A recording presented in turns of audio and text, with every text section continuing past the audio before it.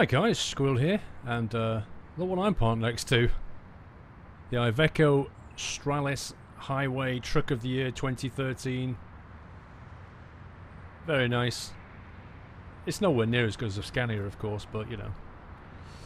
I don't even like the colour scheme, if I'm honest, but I'm assured it is Truck of the Year, even though Scania should always be Truck of the Year in my opinion. That's personal preference. So we are playing, well, by the time you watch this, it should already be out, but I have Going East DLC, as you can see over here. All of this is currently unexplored. I've been into it a little bit. If you watched the live stream I did with Pavel, I went down to Krakow down here, and yeah, I've got all this to discover. So I've just picked up a job which is going to take us over a bit more of this Going East territory. So we should see some beautiful scenery. You'll be seeing it first along with myself. Let me just reset my track IO there. There we go. And I also have a rather nice, I have to say, trailer pack installed, which I really think that you should check out. I've been suitably impressed. Let me put the map back on. I've been suitably impressed by it, and it is about half a gig unpacked, about 500 meg or so. But as you can see, there's a trailer straight away. It basically makes the game feel a hell of a lot more realistic. You get some really good trailers, and not just kind of interesting trailers, but I mean real company type trailers. DHL, and you'll see it as we drive around. It's pretty impressive. So Going East is the first DLC, of course, from SCS Software for their own game, and Mr. Pavel, who's, if you don't know who Mr. Pavel is by now, then you've probably been living under a rock, or certainly not watching my videos anyway. But Pavel is, of course, the CEO of SCS Software, makers of this game, and they've released the first DLC. He did explain at great length why it took so long. Look at this, FedEx! We don't do Euro goodies and all this crap round here anymore. We do FedEx. Let's take this job. This is the first DLC, and it has confirmed at least. There we go, there's a FedEx. Look, we can actually take FedEx from a FedEx building. But we're not. We're going to take a DHL trailer from a FedEx building. I'm not sure if they've been doing some weird deal with DHL, but I'll admit that's a little bit odd. So the Going East DLC, of course, that's not it. There it is. Glass. Oh god. If you watch the live stream, you'll know all about glass. Basically, everybody in the live stream was trying to get me to take a load of a trailer full of glass around the Scania test track and just floor it. I did end up taking my Scania around the Scania test track and hilariously flipped the Scania. There we go. Trailer safe. Hilariously flipped the Scania. And whilst interviewing Nico is the guy who made the ProMod map pack. Now, interestingly enough, I am running both mods at the moment, which, true to form, Nico did say that it would be compatible with Going East, and he was correct. So I'm very, very happy to confirm to you that I have both ProMod and Going East installed. As you'll see, if I just bring up the map, you'll see exactly what I mean. Look at this. The Euro trucking world just gets bigger and bigger. All of this up here is ProMod territory. Oh, unlocks all of Scandinavia. If you've not got ProMod, then I don't know why. I seriously don't know why. If you've got TSM, which obviously brings all of this stuff down here, it's not compatible. ProMod and TSM do not work with each other. As of now, I do not know if TSM is compatible with Going East, but I can say that ProMod is compatible with Going East. And if you're not using TSM, then I strongly suggest that you get ProMod and the Going East DLC. Now, if you're a little bit strapped for cash and you can't afford the Going East DLC, because it is about, I don't know, £9, £10, something like that. Probably about $15, $14, $15, I guess. Don't quote me. Rough figures. If you can't afford it, then I do have some Going East keys to give away in my next Euro Truck stream. So again, if you're not following me on Twitch, then get over to twitch.tv/thesquirrelsnuts, hit follow, and when I go live, you'll know about it. And if it says I'm playing Euro Truck with Going East, then I'm probably going to be giving keys away. You see that over there, the trailer, the car trailer. What is this guy? Seriously, you're going to get me done for a ticket here. That car, I did uninstall the sports car pack. So that's a standard car pack. So obviously the trailer mod that I'm using, which, like I say, is quite big and very comprehensive. Look at that Schenker. Fantastic. I strongly suggest you go and get it. It is quite big, but it is pretty wonderful. And so yeah, anyway, Pavel, the Euro Truck live stream, if you didn't watch it, was a really good event. I mean, I had something like close to 3,000 people watching me at the start of it when Nico was in there. And then Twitch decided to screw me over. But they didn't just screw me over, they screwed everybody over on Twitch. For the first time since I can even remember, they reset all of their encoding servers, got rebooted, all of them, which kicked every single stream offline. Everybody went offline. When I came back, I lost about 1,000 viewers. Because what happened next was if you're watching on a mobile and you're watching in a sort of a low codec or a medium codec, you couldn't reconnect. The low codec went off.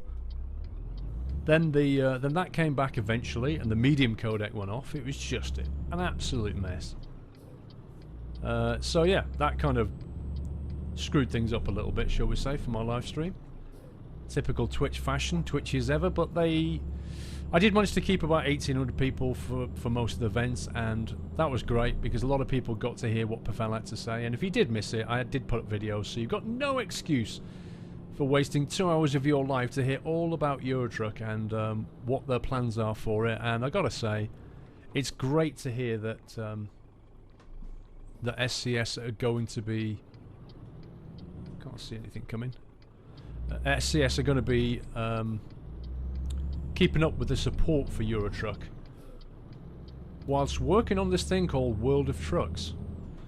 And World of Trucks sounds great, but I'm really waiting for American Truck Simulator, which they're also working on. They do sound stretched. The guys, I didn't realise SCS was quite so small, I should say, really. I think it's an absolute bloody testament that they've managed to knock this game out and all the other trucking games they've got out. Amazing what they've managed to do with such a small team. And we're talking, when they built this game, we're talking the teams are between 10 and 20 people. I think they're now up to about 30 people.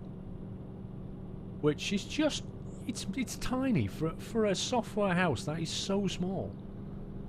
But what they've done is just incredible. But Pavel was saying he could, he used to think that if he had 30 people he could do loads of things, and now he's got 30 people. He wishes he had 60 people. But yeah, they're basically, they've got so many things they want to do. I mean, obviously, in the back of their mind is multiplayer. Everybody wants multiplayer, they know that. And they're going to try and take the game off in that kind of direction, step by step. So I think that's the only thing they can do, given their resources, is take the game piece by piece towards what we all want it to be. I think I better get some fuel. Which is, of course, what I described to him as, I essentially want the trucking version of EVE Online. Which is this kind of persistent, massively multiplayer, real-time trucking game. Where you can start corporations or trucking companies up. And, compete against other trucking companies. Other people driving the trucks for real kind of thing in the game. Not for real, I mean in the game driving the trucks. That's what I meant. Didn't come out very well. Now, why am I on shifted on one then? That's pretty weird. But yeah, they realise that. And they're working on American Trucking Simulator, but they're going to focus, North America is absolutely bloody huge. And they've admitted, they cannot map it. I mean, it's going to take 5 years to map the whole of America at the rate they do things, with the resources they have. So they're going to focus on, I think, 1 or 2 states initially. And, come on, seriously? We don't have to be so dumb. Yes, I know there was a car coming, but, you know, by the time he had pulled away, it'd have been absolutely fine. So they're going to basically start engaging a lot more with the community, and by that they mean map authors and you guys, you know, because there's an awful lot of you guys out there who are real truckers or skilled in modding, or just very, very knowledgeable about the trucking world, or even about geography.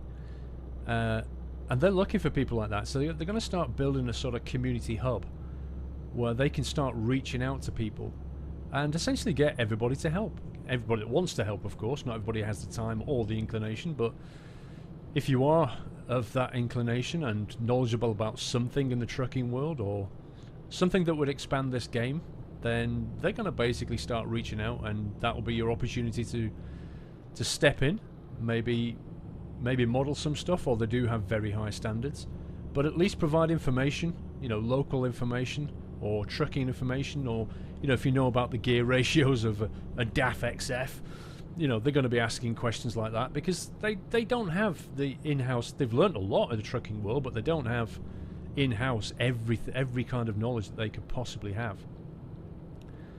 And quite, you know, sometimes the manufacturers don't release that information easily, so they're going to reach out basically, which I think is a good thing, because they are, like I said, they're only a small company, and I think it makes a lot of sense to let people help them. And if you just look at something like ProMod, if that's the kind of standard of map making that you can get from a couple of guys in 7 or 8 months, then quite frankly, if they ever want to get North America, mapped out properly, they really are going to have to engage with the community.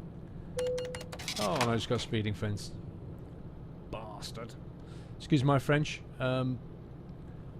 So I think, you know, certainly Nico, who made, or was a co-author of ProMod, he has said that as soon as they make American Truck Simulator, he is going to start mapping parts of America, and I can't wait. I cannot wait.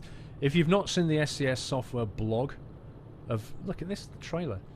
If you've not seen the SCS Software blog of some of the North American trucks that are going into American Trucking Simulator, then you really should get over there and have a look. I just cannot wait for it. I mean, obviously I know European roads, British roads especially, and I'm very familiar with what they call cab-over. Let's move over there. Cab-over trucks, which is what these are, where the cab's over the top of the engine, hence the name cab-over. And in, you know, North America, they drive very different style trucks. I don't know quite what they call them. If they're not cab-overs, so they cab behind. I mean, I don't know, but you know what I mean. The kind of the American truck with the engine out the front, that kind of thing. There's loads of them, and I'm so looking forward to driving them, because I really enjoyed my experience when I was playing with some of the mods. They're like the W900L and you know, the Kenworths and the Peterbilts, and just driving American trucks around Europe was great. But driving American trucks around America is going to be even better, and it's something I very much look forward to doing. So that's on its way. That's probably going to be next year at least, I think. One would hope. Oh, that's the other thing he said about American Truck Simulator, actually. They're not just going to develop it, finish it, and then release it. They're going to start doing what a lot of other software you might have noticed has started doing, which is early access stuff. So that will allow us to start playing American Truck Simulator, you know, perhaps 6, 9, maybe even 12 months earlier than we would do if we waited for the final game. And that is brilliant. If you think about that, particularly for mod authors, and let's face it, Eurotruck is as popular today as it ever was because of mods. They are what keep it interesting and alive and fresh. And mod authors, I salute you, I really do. You spend a lot of time just doing this stuff, and it makes everybody's life better. Obviously they do it for the love of it, because there's not really any money in doing mod authoring. But one of the things that, you know, releasing American Truck Simulator 2 early is going to do is straight away allow the mod authors to get in there and start modding, which means they could start making maps of North America that SCS are otherwise too busy to even attempt. they can start doing more trucks, more American trucks.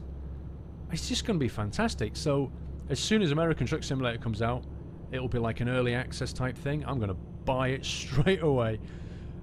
Then I'm going to play it to death, and then I'm hoping all the mod authors are going to jump in there and start modding it up. Pavel did say that they're working on a much improved AI, and they've been working on it quite a while by the sound of it.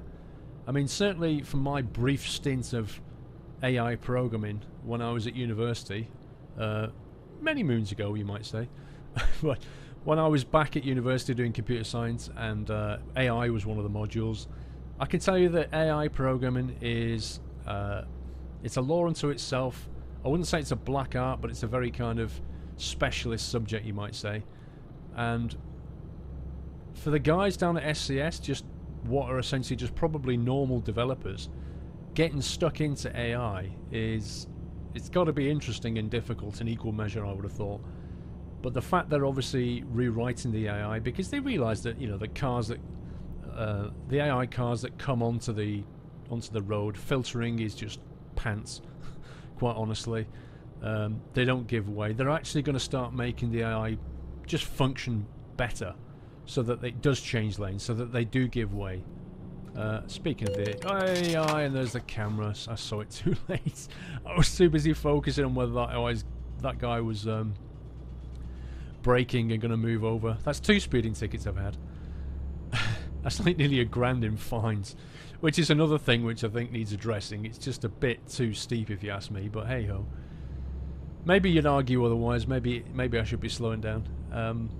But the AI is obviously one of the weaknesses, and also one of the more, shall we say, entertaining stroke interesting aspects of Euro Truck. I mean, some of the more hilarious moments and more stressful moments I have had playing this game have been with the AI doing crazy things. So in some respects I'll be sorry to see that go, but in others it'll be a lot better. And they are going to make the AI function differently, so that you'll get different kinds of drivers. Some of them aggressive, some of them more passive, which is wonderful. Just having a kind of variety is going to make the game feel a bit richer, if you like, I think. So that's some of the other stuff. Now, you should be, like I say, you should be watching this video pretty much on release day. I plan to release it on September the 20th, which is release day of Going East DLC. Incidentally, a patch has come out for Euro Truck. That's 1.5.2 is the latest release. Remember, it was 1.4 series.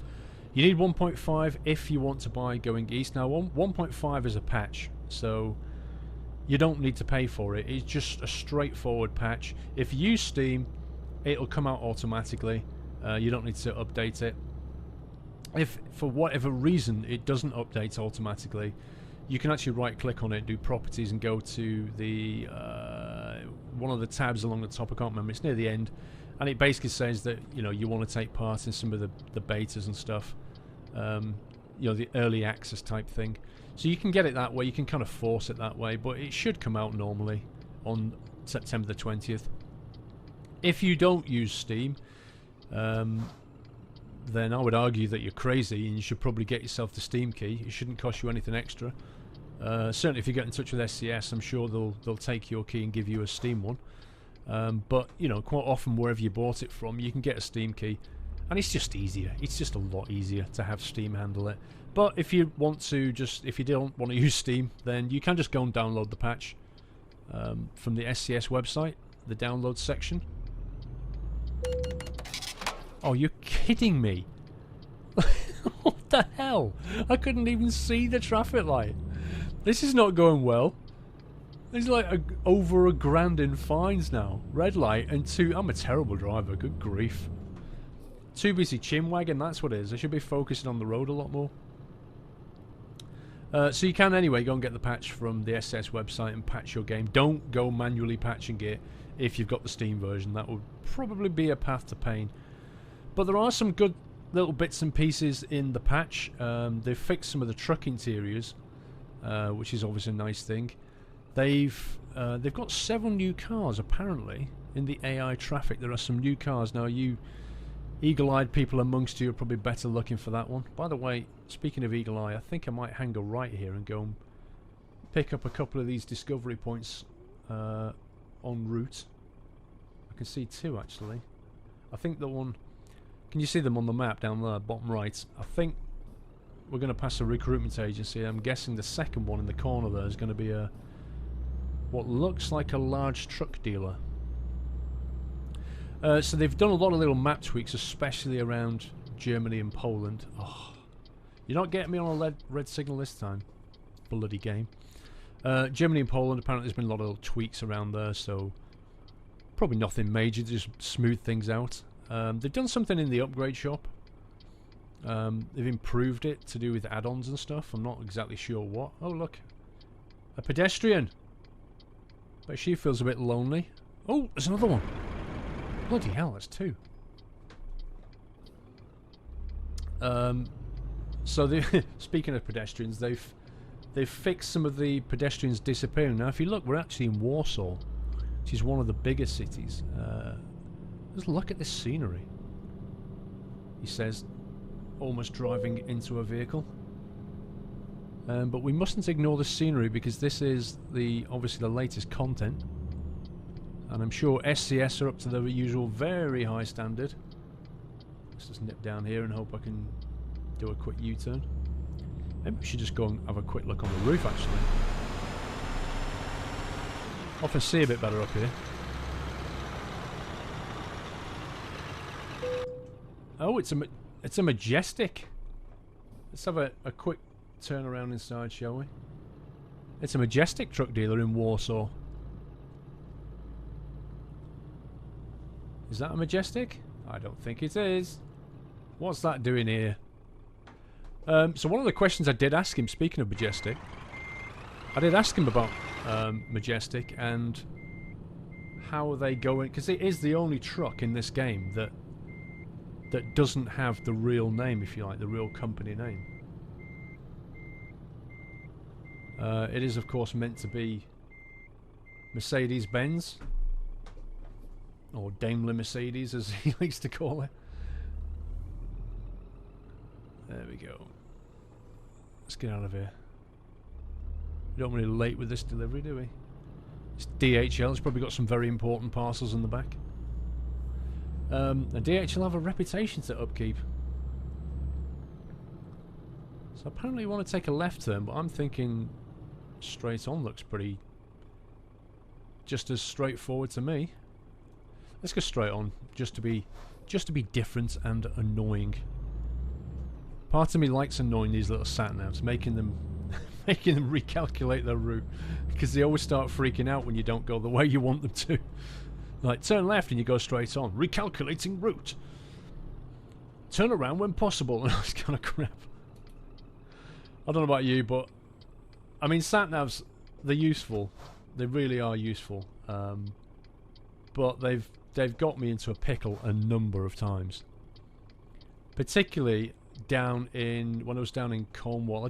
By the way, if you know the UK, you know what I'm talking about. But bottom left-hand corner, if you like, of England is Cornwall. That's the very pointy bit down the bottom left. And then next to that is Devon, and they are two very, very beautiful, very scenic counties. A lot of people go to Cornwall and Devon for holidays. But equally, they have a lot of what you might call country roads, like little kind of twisty, turny, overgrown bushes along the side kind of roads, and they occasionally have some insane roads which are they're pretty much a glorified dirt track. And in the height of summer, quite often they can be just totally overgrown, and you can only get one car down them, kind of thing. We're meant to be a 2-car road, barely, but they're so overgrown you can only get one down them. And TomTom, many moons ago, took me a couple of times. I was in Cornwall on a holiday with my kids. It took me a couple of times down the wrong way, down a one-way dirt track. And of course, I'm in my kind of Ford Galaxy, like the big people carrier I had back then, and I couldn't turn around because this thing was just literally the hedges were scraping the side of the bloody scraping the car to the car, and I just couldn't turn around. I had to go all the way down. I just floored it. I just thought, well, I can see what's coming, but quite frankly, the longer I stay here, the worse this is going to get, and the more risk that somebody's going to come the other way, and then we really are going to be in trouble. Because one of us is going to have to reverse, and it ain't going to be me. So yeah, this TomTom just took me the wrong way down a tiny road, and I just floored it all the way down there. What is that? Walter. There's a Scania pulling some kind of Walter trailer. I've never heard of that. Is that a name familiar to you? Speed cameras, 50. Oh, I'm not getting done for another one. That was a bit overkill on the brakes, wasn't it? Good grief. So yeah, I eventually made it to the bottom of that road and managed to get out unscathed, but for the wife sat in the passenger side, she was just clinging to her seat going, oh my god, oh my god, oh my god. Just flooring it down this road. Oh dear. You could barely get a bicycle down there, never mind a Ford Galaxy. So yes, I do like annoying these sat-navs every now and again. Hey, Scania. It's a lovely sunny day in going east territory, and how far have we got? 175 kilometers. So what else have they fixed in the patch? They fixed pedestrians disappearing. That was what I can't remember if I mentioned that back then. Did you see that trailer? That was cool. Just keep your eye out on these trailers, apart from the cars, because they're really boring.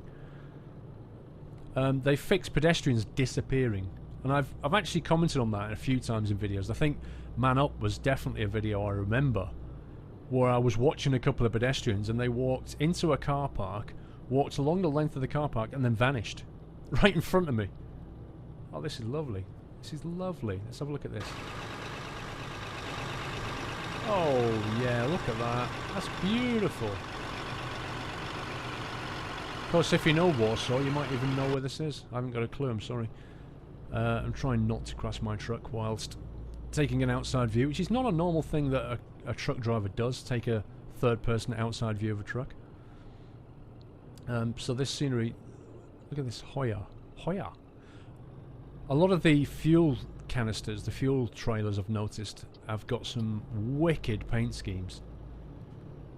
They look really sexy. I shall leave a link in the description to this mod pack. It's actually on Modsaholic. You may have already got it. A lot of people were asking in my stream what it was, and I said, oh, when I put a video out, I'll put a link in there. I also wanted to test it a little bit more, because literally before that big live stream, I just thought, right, what am I going to do? I want to make things interesting, so I'm going to grab a few mods. I slap them in there. I don't even know if they're going to work. They may even cause my game to crash midstream. So I was flying by the seat of my pants, but luckily in more recent versions of Eurotruck, it has become a lot more tolerant. Whoa, look at all these cows. A lot more tolerant of broken mods, you idiots. I knew who was going to do that. And certainly the game crashes a lot less frequently when I particularly when I use mods and remove them that have kind of left their mark on the saved game file. It certainly seems to be a lot more stable, and I know that that's one of the things they're working towards, is just making the game... Scania. White one as well. Making it a lot more tolerant to mods going wrong, as it were. So I did want to test it a bit first, and I also wanted to make sure that ProMod and Going East and this mod pack that I'm using were all kind of working fine, and I wouldn't suddenly find myself go through a toll booth and all hell breaks loose, as it has done in the past. But I'm happy to report... Is that a plane? Are you kidding me? Why is there a plane in somebody's front garden? That looks like a farm. What on earth? Somebody explain what that's about. Is that some kind of historical aircraft museum? Because it just looked like somebody's farm, as if the farmer had gone, do you know what, I really love planes. Oh, you dick, what the hell? I really love planes, and I think what I'd like to do is, in my car park, is just buy a small jumbo jet. Well, not a jumbo jet, a small passenger aircraft, and stick it in the front there and paint it yellow. Or is there a reason for that I'm missing? Let's have a look where we are on the map, see if anybody actually knows. So we came out of Warsaw, and we're heading up towards... I'm not even going to try and say that. Yes, I am. Olsztyn. Olsztyn? So halfway up there, third of the way up there, on Route 7. There's an aircraft. Can anybody explain that? I'll be interested to hear your answers. So they've also fixed some of the driver logs. Now I've definitely seen this one. You look at the, you know, if you go to your drivers, oh dear. Hey, look at that. They just had a head on. The AI doesn't know what to do, so it just stops like that. They have a kind of big face off, and then when I drive off, the game just despawns them. Because the AI literally does not know how to sort that one out properly. Driver logs. If you click on your driver manager, and then you click on one of your drivers, there's a view the log. You can actually view the log for each driver, and it will tell you what journeys they've made, whether they've made any money, when they've lost any money. And looking at, excuse me, looking at that in one of my early drivers, I noticed that she was just losing me money constantly. Like, she was never really making any money at all. And I ended up firing her. She was the only driver I've ever fired out of my trucking logistics. Sorry, Squirrel Logistics, which is like, let me just, while we're talking about that, let me just bring this up while I'm talking about this, because you'll notice it is getting bigger. Look at all this. That's me, of course. Then we've got Tina down here. She's pretty well leveled up now, and if you click on this, which is the show log, you can see she's making like 16, 12 grand, and she's like 4 grand. So look at the distances she's covering. 1,800 kilometers. It's absolutely brilliant. Georgia, of course, another one of my more established drivers, so she's bringing money in. Katerina, Marianne, and then we start getting into some of the new ones, which I hired on the streamer thing. This one, she just looks like she's got out of jail. I mean, I don't know if she's actually... she's bringing money in. To be fair, I actually thought that she was going to steal most of my money, because she just looks like... Now this one, I think we said that she was most definitely lesbian. I think that was the thing we said. But she's bringing in the money. I can't knock it. And her, I think she's off CSI. She looks like she should be some kind of criminal investigation person. But anyway, I've managed to pay off... A brief interlude there. I've managed to pay off my bank loans now, and so I have 400 grand in the bank, and on the map I actually bought a garage, and I did this quite deliberately here down in Krakow. So just before Going East came out, what I did was I started saving money up, because I have a garage up here and a garage over here. I've one in not Felixstowe. Is it Felixstowe? Crikey, I can't even remember where my home port is. Yes, it is Felixstowe. I have one there, and I have one up in Stockholm. Garage up in Stockholm. Where's Stockholm? There it is. Here. So what I wanted was to get another garage down here. Now, my next job is to get one roughly around Strasbourg area. So I've got a good spread, because, as you probably know, you can click on your garage manager, click on your garage, and then click on quick travel, and that can be very useful. Because, you know, when I started making this video, I found myself where I was at the end of the stream. I was over in Germany. So I just quick travelled over to Krakow, which got me back into kind of Going East territory, and then I could just pick up a job over here and drive up this wonderful countryside. But otherwise, I would have had to spend all the time driving across the map. So that's what I'm doing. That's my basic strategy. Just looking at the scenery again. That's my basic strategy for when I buy garages, is I try to buy them strategic locations, kind of very spread out. Of course, I bought one in Stockholm, because that is very, very close to the Scania home, if you like. That's it. You should definitely bugger off. You go where I can't go. I can't go. I can't follow you, mate. Look at this water. Beautiful. What was I saying? So yeah, I've started buying garages very kind of spread out, strategic locations, because that way it makes it easier to just jump around the map. So if I want, you know, if I look at my map and I think, oh, I've got some cities over there that are quite undiscovered, I wonder if I can jump nearby and then pick up a small job and go and discover that city. It kind of helps to flesh out the map and that kind of thing. But also it means, for me in particular, if I'm going to do a stream or I'm going to make a video, I can, if I want to, as I did in this video, just jump to somewhere roughly where I want to be and then pick up a job. And I'm not entirely sure why we're all stopped. Oh, now I've just found out why we're stopped. Wow. I'm doing some of the best driving ever in this video. About 1200's worth of fines, and I just overtook at a junction. To be fair, that guy was just parked up and then suddenly decided to move as I came past, but that was the AI. But no, I should never have done that. It kind of looked to me like they were just frozen, but they clearly weren't frozen. But I avoided a crash. My expert trucking skills, I completely avoided a crash. But that was, yeah. I know what's going to happen in the comments. I'm going to be like, tut tut Squirrel, you're letting down the trucking community. You know, you're just driving trucks like you're driving a go-kart. What the heck's going on here? Standards are dropping. You know, I know it's going to go. Don't be too harsh. I'm going to let him go. I'm not going to pull out on him. TNT? TNT trailer, anyone? Go on, mate. I'm going to let you go. I know you wouldn't let me go, but I'm going to let you go. Because I'm not like that.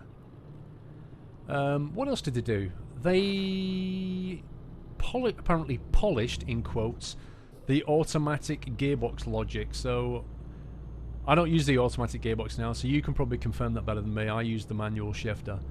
But now they've polished it up, so I don't know what that means. Does it mean it's smoother, more responsive, changes better, going up hills in particular? It doesn't do stupid things like suddenly change up a gear when you're going up a hill?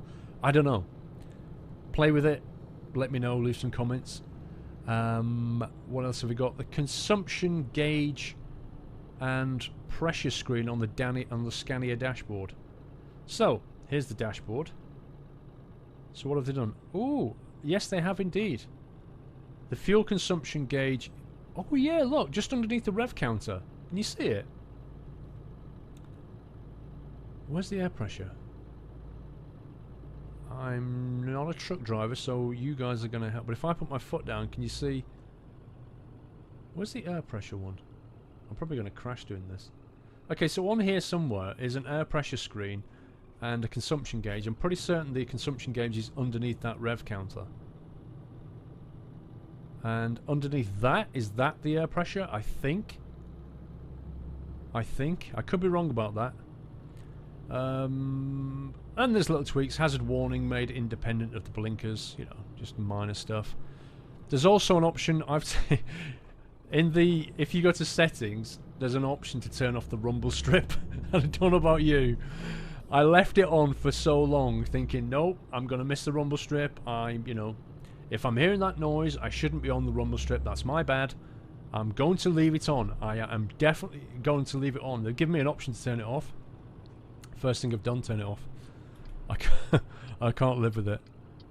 I just can't live with it. It's so annoying. So I've turned it off. Up to you whether you do so or not. Walmart, apparently. This is Walmart. This is where we're delivering our in here. Now that could be part of my real company label stuff. May not be the trailer mod, and certainly probably didn't come with DLC. So, oh, I remember this exact delivery. I've made this before. I brought it was a train, I think. A gigantic trailer I brought here, and I didn't have enough room to reverse properly. And it took me a little while, and it was nighttime, and it was chucking it down rain. It was in the stream.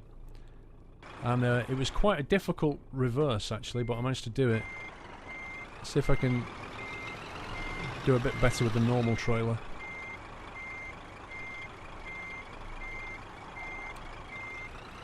This is DHL, isn't it? I'm just looking at the label. Yeah, it's definitely DHL.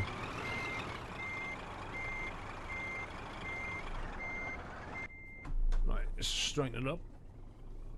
And we should be good to go, I think. Should be more or less a straight reverse now. Yep.